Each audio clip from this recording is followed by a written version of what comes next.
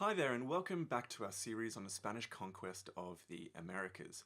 And today we are going to be doing a brief outline of how society was organized within the pre-Columbian Americas in the civilizations of the Aztecs, the Maya and the Inca.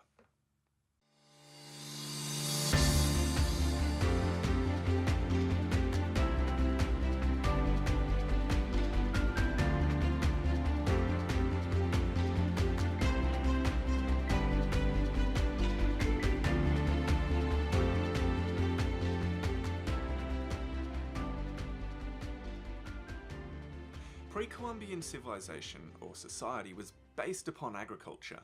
They didn't actually have as developed agricultural practices as European society, and that's partly because America was populated much later than mainland Europe. Regardless, there were also no large farm animals, which are often called beasts of burden, so think along the lines of cows, oxen, horses, donkeys, basically animals that can do much of the heavy lifting and pulling to save humans from having to do that. This actually meant that all farming was done by hand and often even had non-metal tools as well, just using sticks. See, the melting, smelting and forging of metal was not a discovery that the Aztecs and the Maya had found, although there is evidence for the Inca having limited ability of forging and molding copper. All civilizations actually were practiced at crafting ornaments and jewelry out of valuable gems and particularly gold as well, which is one of the reasons why the Spanish were so interested in conquering the region. Now, moving back to the animals, the largest pack animal was a llama, which can't carry a particularly heavy load. This meant that most trade was localized, as goods didn't have to travel far because they were carried by people. Additionally, turkeys, dogs and guinea pigs were used as sources of food because sheep, pigs and goats were only introduced by the Spanish at a much later date.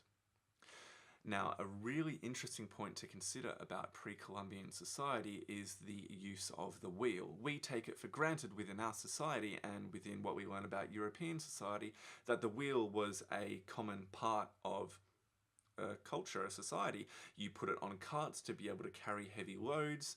It enables you to be able to transport goods and people into different areas. Yet, it's not present within Central American societies. And why? Well, it really makes sense when you think about it. With the dense jungle and swamps of the Yucatan Peninsula and the mountainous areas surrounding Tenochtitlan and within the Andes for the Incan Empire, how can you get a cart through those areas? And even if you did clear some trees or clear some swamp and create a road, what animal is going to be able to pull a heavy cart loaded with food or clothes or trading goods when the biggest animal that you have is a llama? So, it makes sense. However, it's not entirely true. There were actually wheels. Children's toys have been found which have wheels on them, showing that the wheel was known, just not actually used. Now, moving back to the structure of society, we can essentially think of pre-Columbian society as being grouped into three: the upper class, the commoners, and slaves.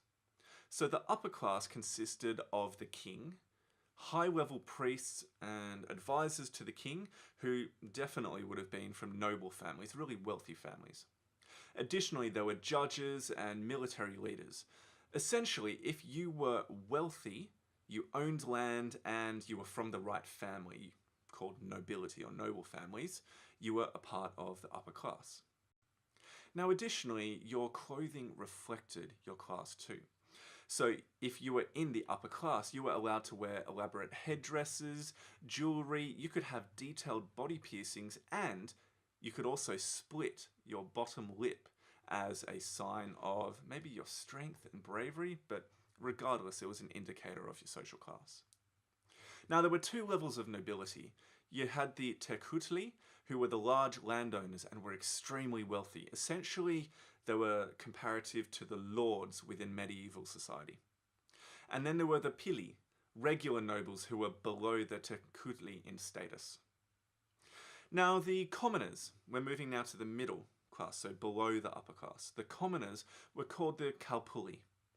And although that word can also be used for the word clan or neighborhood, which each commoner was a part of, it's an interchangeable word. Each CALPULLI was responsible for the maintenance of local temples and schools, which each student or child had to go to up to a primary level, so there was a basic and minimum level of education throughout all of the society. Commoners were varied in their jobs and roles.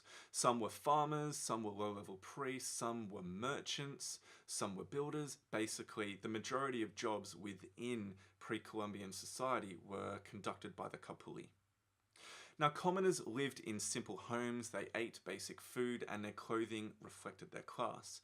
Interestingly enough, the majority of warriors actually came from the CALPULLI, but they weren't actually full-time warriors. They were kind of part-time warriors, part-time farmers, or part-time warriors and part-time craftsmen.